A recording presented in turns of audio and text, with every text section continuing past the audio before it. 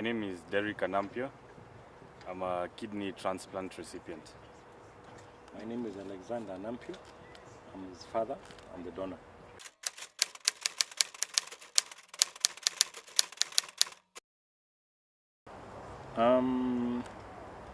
Took a number of days to a year, because when you go for a checkup in a hospital, until it's clarified, sometimes you think it's something simple. And when we discovered my wife that he had a challenge, we had to work on it and look for ways to get treated here or outside. We were debating between Nairobi and out of the country, because it wasn't easy. It's always a surprise when you hear your child has this challenge. So we started now talking to friends to find out how can we get the best doctors.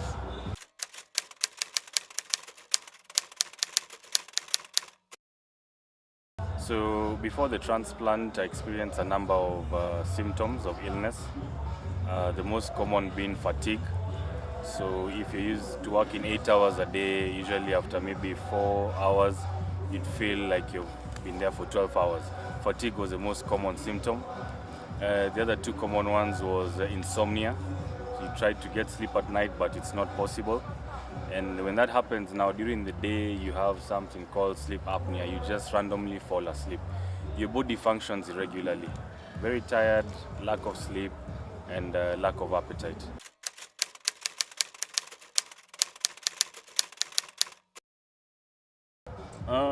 One thing, I believe a lot in God. So I knew this is a challenge, and somehow even if it's tough, we shall get away. I remember I was in Mombasa then. So I came back to Nairobi, we sat as a family, and we made a decision with those family members. I always had faith in God. I knew something would happen, but like any other human being, we worry inside. But I had faith in God that something was going to happen to get him sorted.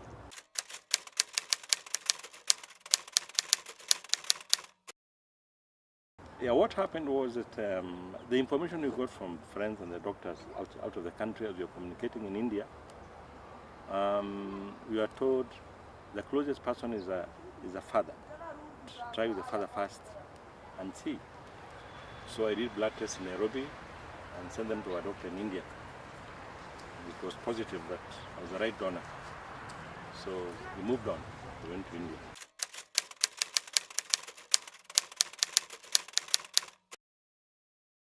What is amazing is, I was very proud that I could see my son walking. But we hugged before we went to the theater. My firstborn son, very close. I love all my kids, the same, but you feel accomplishment, you feel happy, and we thank God for it, because it's unbelievable at my age, you are giving something from your body to a younger person, and you remain healthy. So to me, that's something that I felt really great about.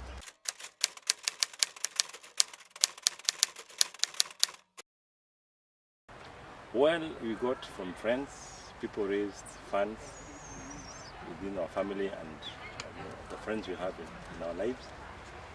And it was amazing how people can assist you. Some people don't even know you. So, and I thank the Kenyan fraternity. I think Kenyans have a very big heart.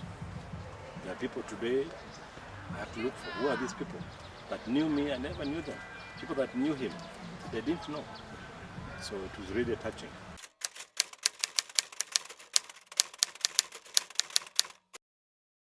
Well, when I went to India, because of the past friends who gave us details, we were confident. Secondly, we prayed a lot, we used to pray. And I believe whatever you are going through is planned by God. So in that aspect, even if there's that worry as a human being, I wasn't worried about not waking up. But I remember I prayed before I went to the theater to be able to wake up and see him the next day. So we had confidence in India that things will happen positive because of the past history of the people we know.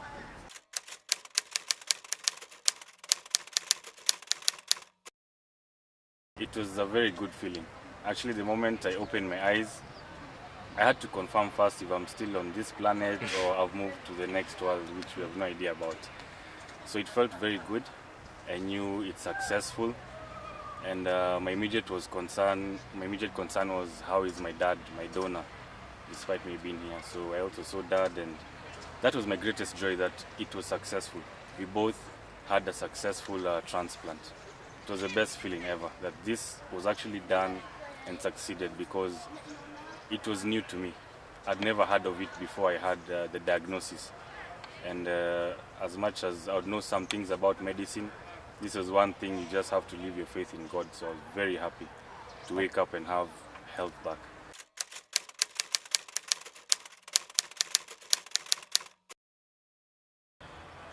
The first thing I'd advise anyone today is you have to have hope. Hope is the beginning of everything.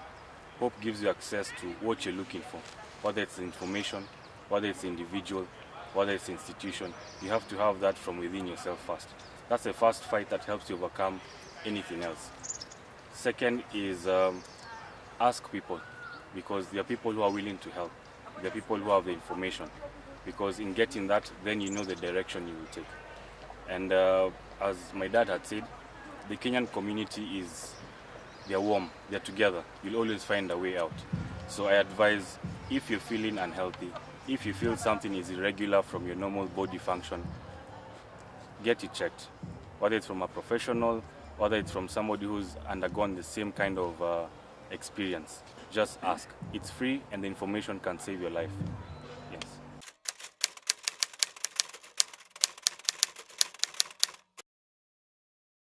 I'll be honest, when you come from the theater and you're dressed up, you're tight, it's very, very painful. The nurse is with you for 3-4 days. He becomes like part of your life because of cleaning, medication, talk, comforting you. They are very, very important.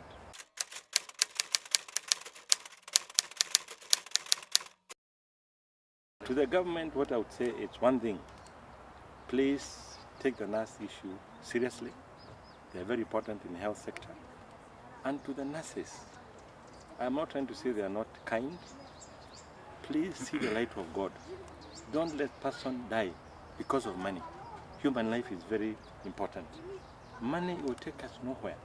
Don't let our grandfathers, our babies, our aunties, our brothers pass on because of money. Have that heart that even if I have challenges with finance, let me save a life. We can go and not fire. There's no doubt they need the salary, but please have part of God in you, that you see somebody's life, because life is everything. Money will take us nowhere.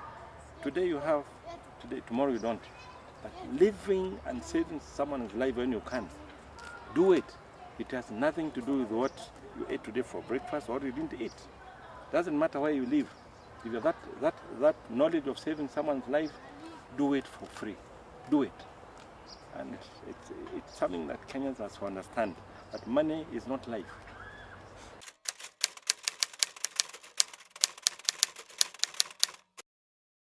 What I can always say is one thing. When you save a life, you're actually getting a favor from God. And in this world, it's not what you have, what you don't have. It's our duty. We are told to be a brother's keeper. There's no other way you can do it. Let's be other people's helpers. And the achievement of one in life is doing good things. And the legacy I think I would like to leave as an individual is remember to be kind and being honest with everybody and not to fear. And then have the government have facilities that are able to work with the kidney transplant, liver, whatever challenges people have. We have homegrown solutions that people feel confident about, because there's no doubt it's very expensive. And I should say we were very lucky. God took care of us, because it's not easy. When this happens, first of all, you have nothing to, you can't think about it. You think, where do I get money? Who do I see? Who are the best doctors? It just sucks you like that. But I had a lot of faith in God and my family and friends. And here we are.